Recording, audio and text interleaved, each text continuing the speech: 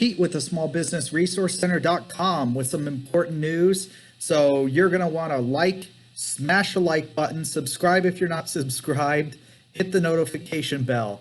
Trump signed 4 executive orders just like he said he would to help renters for unemployment. It's going to provide $400 worth of unemployment. Also, payroll tax cuts, as well as capital gains cuts and student loan benefits, which he's extending. This is the full video, so you can see directly from Trump what the problems are and the 4 executive orders that he signed. So enjoy the video. Of the United States, Donald J. Trump.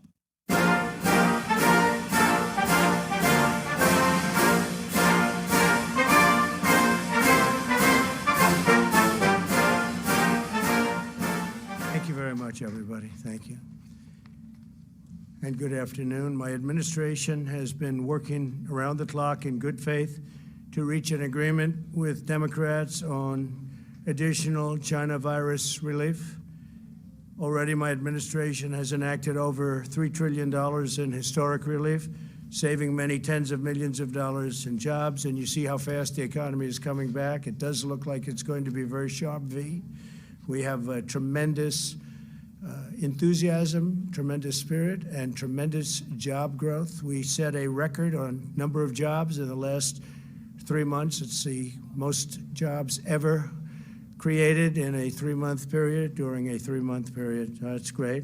Before we begin, I've just signed 2 bills that are great for our vets. Our vets are very special. We passed Choice, as you know, Veterans Choice and Veterans Accountability. And they've been trying to get that passed for decades and decades and decades, and no president's ever been able to do it, and we got it done, so veterans have choice, and now you have accountability that if you don't love your vets, if you're in the VA and you don't love the vets or take care of the vets, you can actually get fired if you don't do your job. We want people that love our vets. The first expands the eligibility for vets with blindness in both eyes. So we have an expansion of benefits, an expansion of various elements of being and working with the VA for vets with blindness and, in particular, blindness in both eyes. And we have a lot of problems with blindness in the VA, and we're doing something about it. They've been talking about this for many years. So that is expanding eligibility for vets with blindness in both eyes, okay? Second is requires the VA to establish a treatment court program for vets who need treatment rather than punishment for certain nonviolent crimes. And you know what that all means, and it's really something that they've been trying to get done for a long time. The second requires the VA to establish a treatment court. So this is a treatment court program for vets who need treatment rather than punishment for certain nonviolent crimes, okay? I think it's self-explanatory. We've wanted this for a long time. They've been trying to get it for a long time, and now we have it. And I want to thank everybody for helping us get that done. We had a lot of support from a lot of great people, including people in the VA. In the current negotiations, we have repeatedly stated our willingness to immediately sign legislation providing expanded unemployment benefits, protecting Americans from eviction, and providing additional relief payments to families. Democrats have refused these offers. They want to negotiate. What they really want is bailout money for states that are run by Democrat governors and mayors and that have been run very badly for many, many years and many decades, in fact. You know the states. Everybody knows who we're talking about and what we're talking about. I don't think we have to go over it. But what the Democrats primarily want is bailout money. It has nothing to do with the China virus. It has nothing to do with anything that we've been talking about over the last period of time. They want to bail out states that have been badly managed by Democrats, badly run by Democrats for many years, and in fact, in all cases, many decades. And we're not willing to do that. Nancy Pelosi and Chuck Schumer have chosen to hold this vital assistance hostage on behalf of very extreme partisan demands, and the radical left Democrats said we just can't do that. So hopefully we can do something with them at a later date, but we're going to be signing some bills in a little while that are going to be very important and will take care of pretty much this entire situation as we know it, and as you have been covering it, and in some cases actually covering it accurately. Many of the far-left policies they're pushing have nothing to do, again, with what we have been working on so hard, namely the corona. You can call it so many different names. What a horrible thing China released upon the world. 1/3 of their bill, the HEROES Act, is spending completely unrelated money to the virus. Here are just a few of the policies in their extreme left bill. And again, this is a bill supported by Biden, and Biden is totally controlled now by the Bernie Sanders left wing of the party, and in fact, he's gone further left than Bernie Sanders ever dreamt of going. So obviously, other than Bernie have brought him left. If you look at the manifesto that they've agreed to, it's far further left than I've ever heard anything about Bernie Sanders. The massive taxpayer bailout of badly run blue states we talked about. That's one of the things they're looking to do. Measures designed to increase voter fraud. Banning voter ID. They want to ban voter ID. We should have voter ID in every state. Every state should have voter ID. You have ID on everything you do practically. Everybody has voter ID. Everybody has ID except for voters. When you vote, you don't want ID. They don't want it. We have some states with it. It works out great.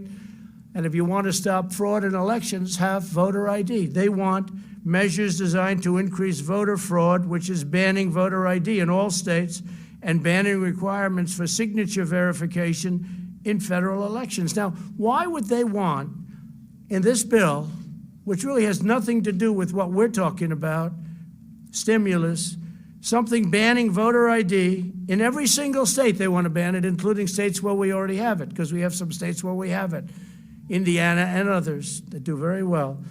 Why would they want to ban voter ID in all states? And why would they want to ban requirements for signature verification in federal election?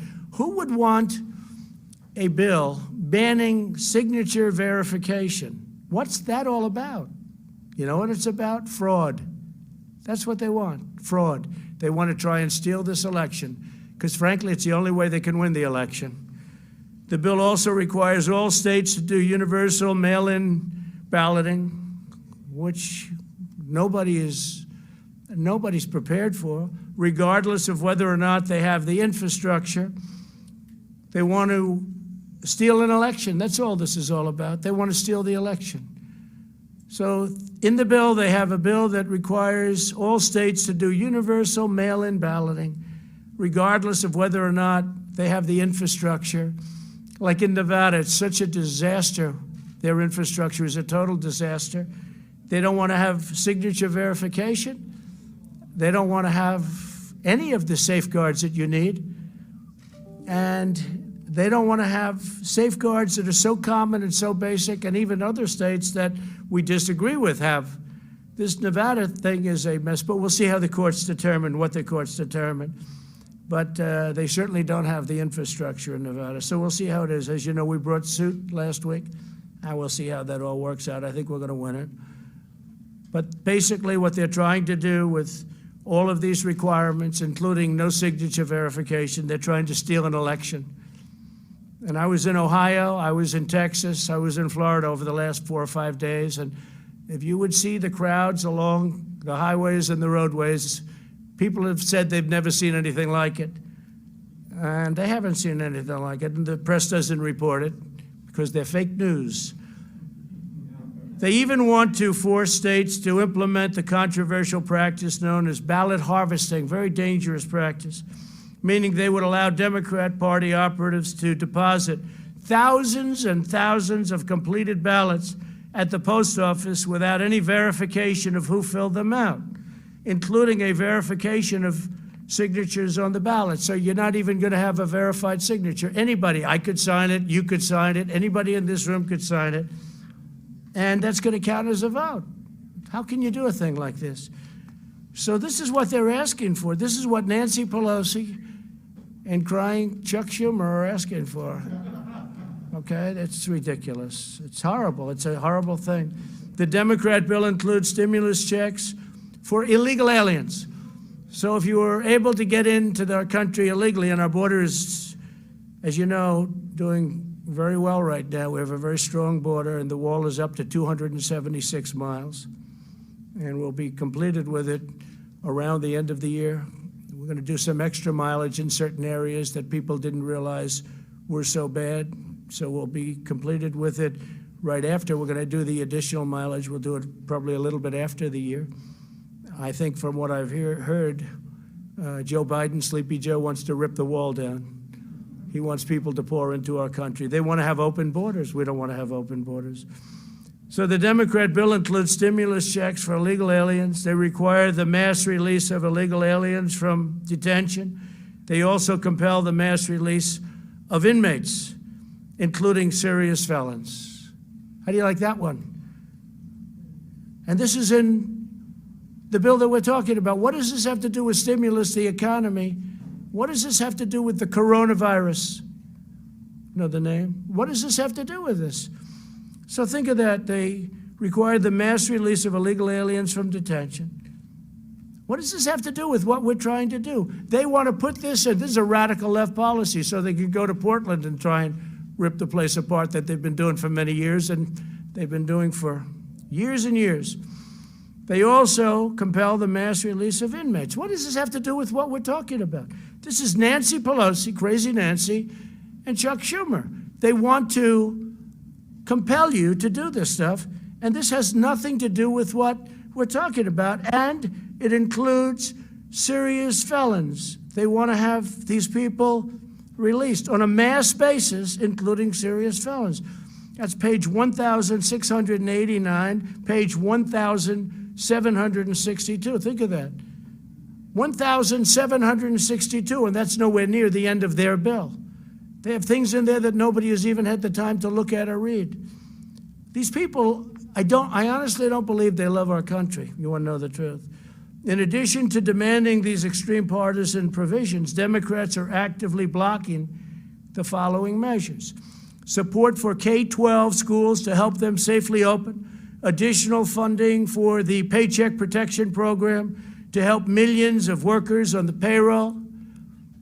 These are a great program, very successful, kept a lot of businesses open. That's why we're doing so well in reopening our country. Additional money for hospitals, testing, and vaccines, direct payments of $3,400 for a family of 4.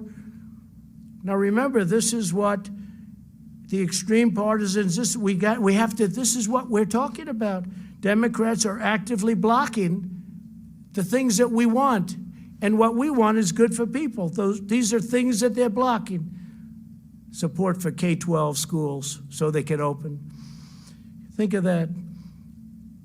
Also, direct payments of the $3,400 for a family of 4 plus. Then funding for child care and mental health care. And you need that, especially when you have so much of a lockdown. You need that. Mental health care. Funding for broadband, airports, and agriculture. Rental assistance, and support for community banks and credit unions to help them provide $100 billion in loans to the hardest hit communities, including rural communities and farmers. They don't want anybody to get that. Democrats are obstructing all of it. Therefore, I'm taking executive action. We've had it. And we're going to save American jobs and provide relief to the American workers, and I'll be signing these bills in a very short period of time.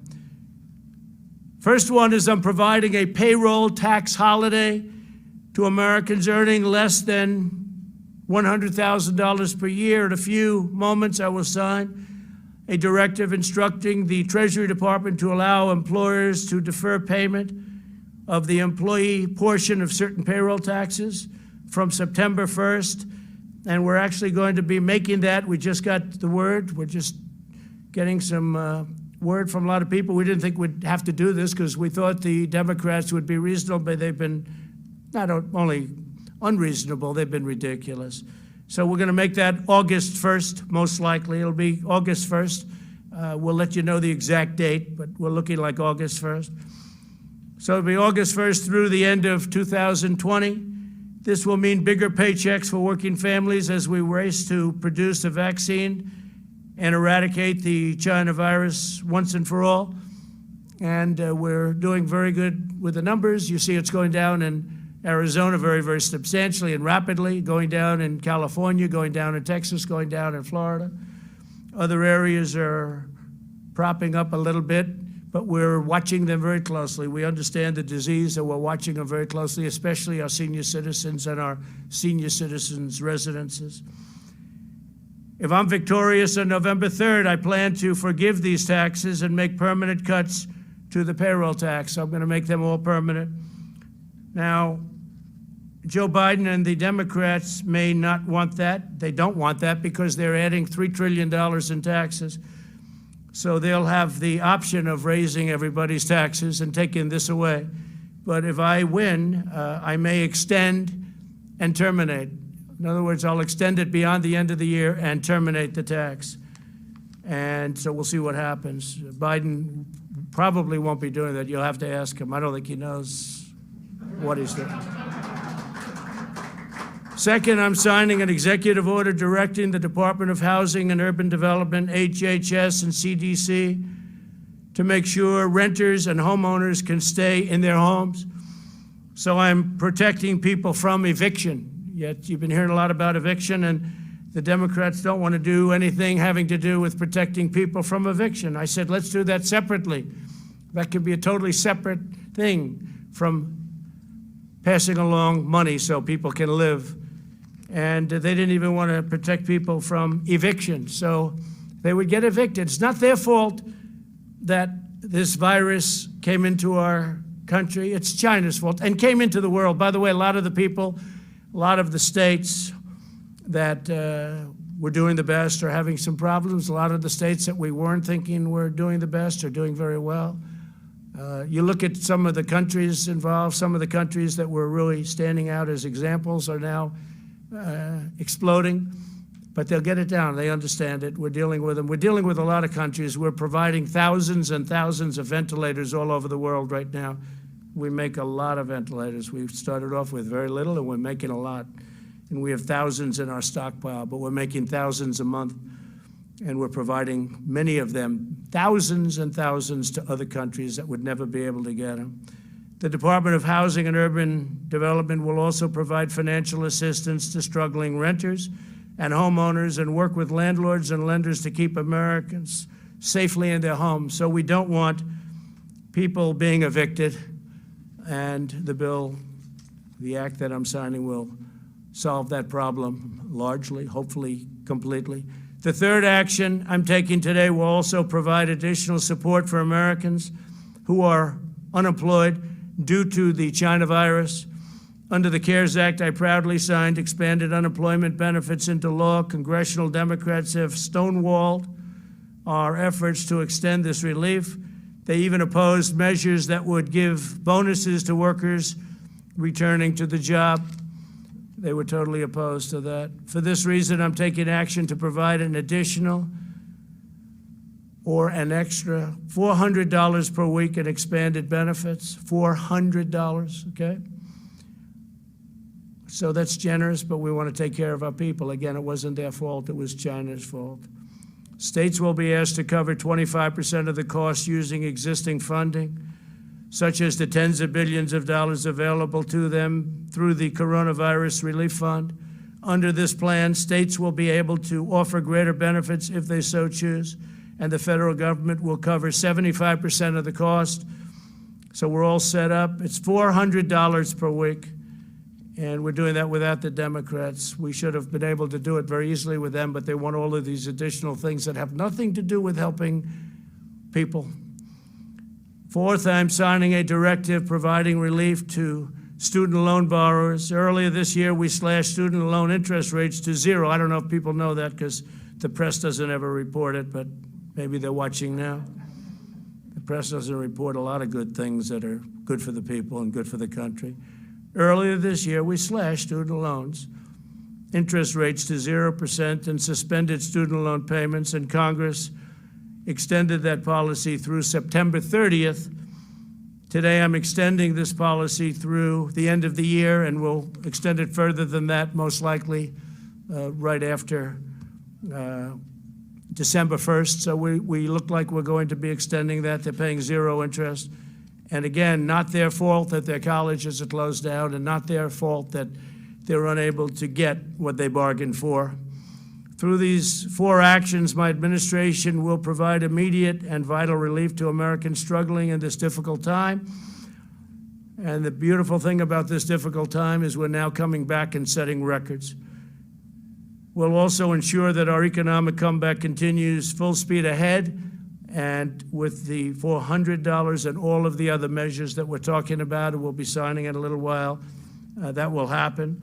We're further looking at additional tax cuts, including income tax relief, income tax cuts, and capital gains tax cuts. So we're going to be looking at that capital gains for the purpose of creating jobs, and income tax is self-explanatory, and it'll be income tax for middle income and lower income people, but middle income people, because they pay a lot of income tax, and you do have tax inequality. I'm saying that as a Republican, and you do have tax inequality. So we're going to be looking at income tax, and we're going to be looking at capital gains tax cuts on both, and maybe substantial. And we'll be reporting back fairly shortly on that. That's big news. That's big news, but very important. We want to have our jobs flourish. We want to have our companies do great. We want to have the 401ks, which are now at a level, if you look at the stock market, it's great. If you have stocks in NASDAQ, you're higher than you ever were, including even this is still during the pandemic, the stock market, because they see such incredible things happening, smart people. The stock market is at almost an all-time high. We're just short of it, and NASDAQ is higher than it ever was. It's broken the record 14 times in the last couple of months.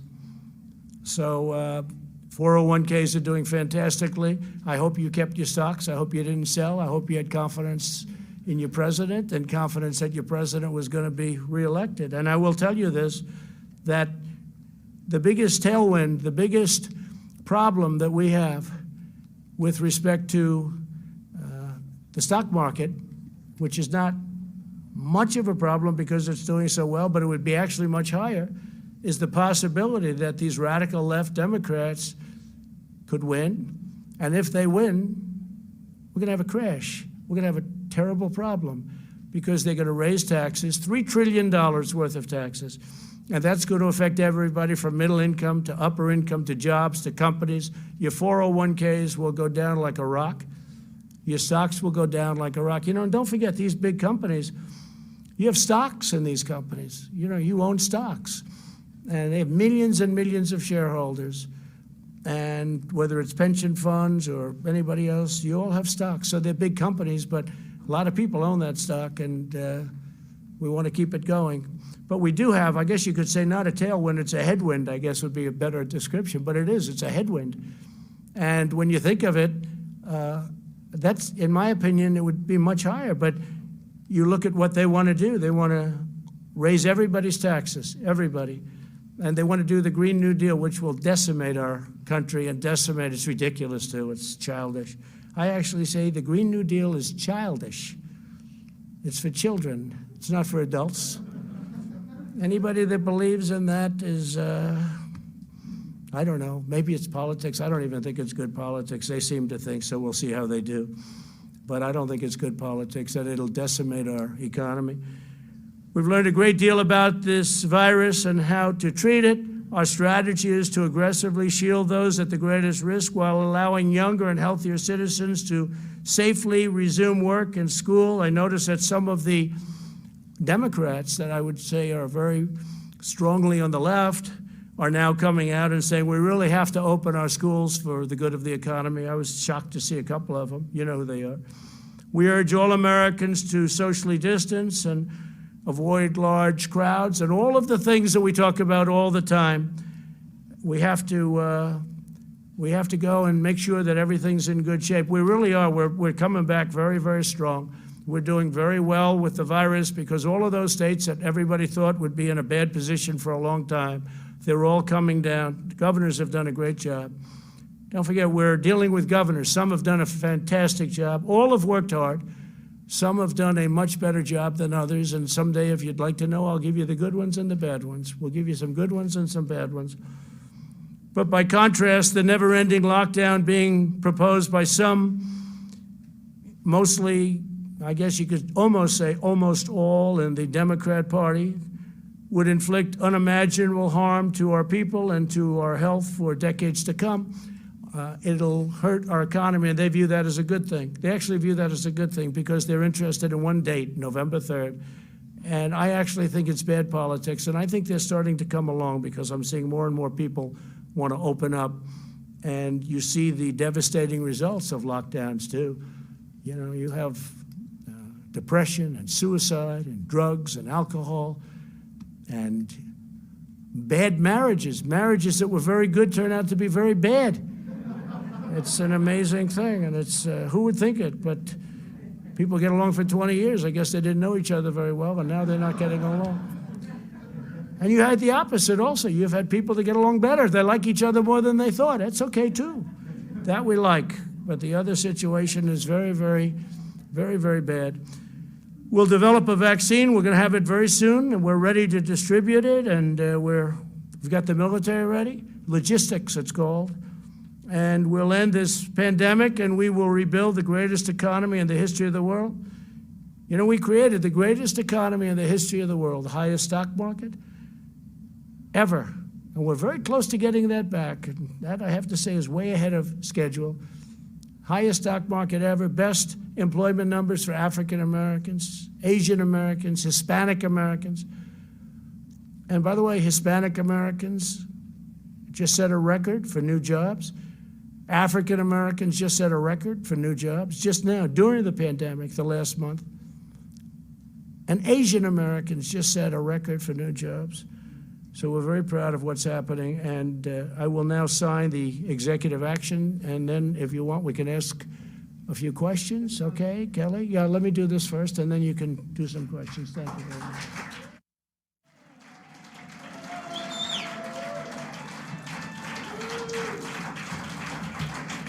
Okay, good. Okay, so this is for the authorization of other needs and assistance program, major disasters declaration related to the coronavirus disease.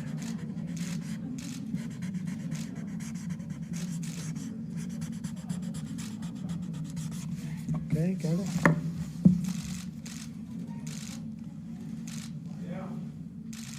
Okay.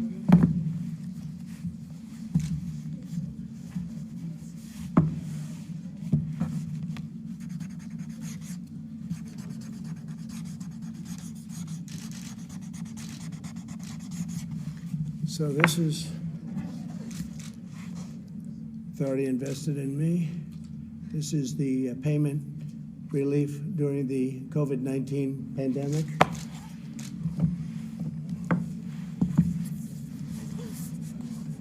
This is fighting the spread of the COVID-19 by providing assistance to renters and homeowners. We're doing assistance.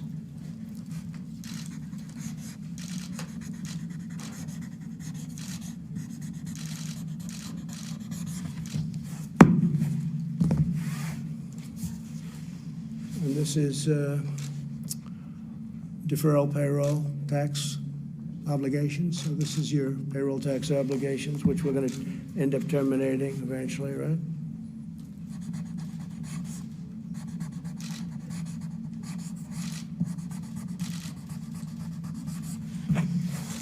How many pictures can you take over there? I mean, you're taking hundreds of pictures. What are you doing?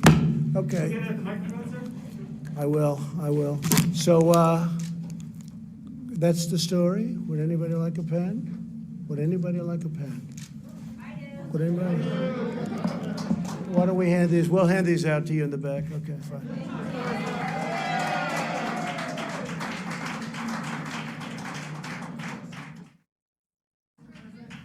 Yes, please. Yes, sir. Can we start with the $400, sir? So, just wanted to get your reaction. So, you're saying the states will have to cover some of this cost, sir. Which governors have told you that they would sign on? Well, if they don't, they don't. That's up to them. But if they don't, they don't. That's going to be their problem. I don't think their people will be too happy. They have the money, so I don't think that people will be too happy.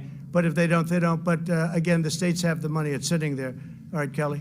Sir, why did you decide on $400 when previously families were receiving $600? Yeah. That will be a hardship for many. What do you say to them? Well, no, it's not a hardship. This is the money that they need. This is the money they want, and this gives them a great incentive to go back to work. So this was much more than was originally agreed.